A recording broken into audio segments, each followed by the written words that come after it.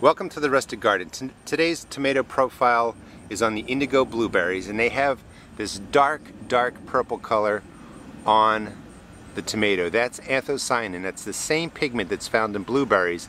It gives these tomatoes the dark purple color. The more sunlight they get, the darker purple color will be in there. These are red berries with the purple tops. They're a beautiful looking fruit. I'm going to show you what the fruit looks like in a second and talk to you a little bit about it. But you can see that great red color, the purple color on top. This plant is an indeterminate plant. It's ready with the first fruit about 75 days after transplant. Let me back up a little bit.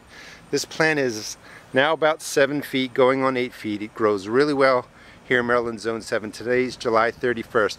So it's taking the heat well. It does have some disease on it. I've had really weird weather patterns here. I've been spraying it, but leaf spot is starting to come back because the nights are cool again. We're getting 55, 60 degree nights, cool days. We've had our share of really hot weather, 100 on the heat index.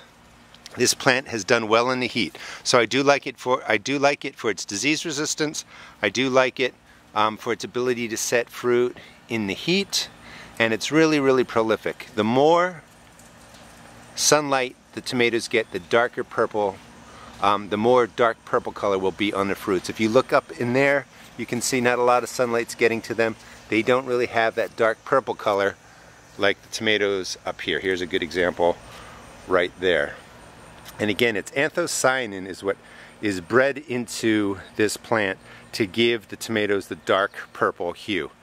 Let me come down to the fruit and tell you a couple tips that I learned. I've been growing several varieties of the Indigos, and they are a little bit tart, but if you let them really ripen, this is one that's really ripe, and you can see if I press it, it kind of looks rubbery and it feels like it's packed, you know, with fluid in there, but it's soft to the touch.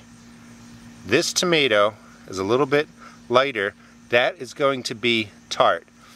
This one is the next stage, and it has the feel to it like it's almost ready, but if you just let it go a little bit longer till it gets to something like this, a little bit darker, just maybe 5 days later, this tomato is so much more sweeter than these two. So that's just a tip. Let them really stay on the vine as long as you can to let them ripen up. This is what they look like on the inside.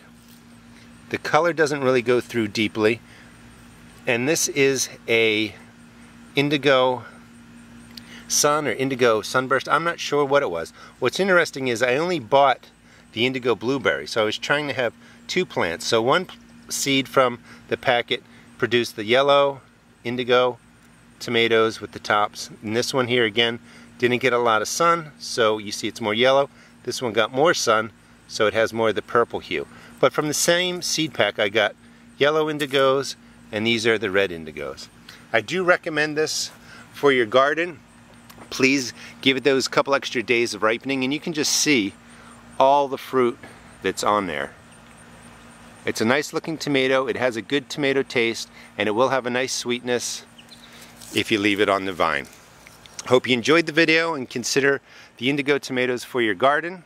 Please check out my blog at www.therusticgarden.blogspot.com, and also check out my YouTube videos. Thanks.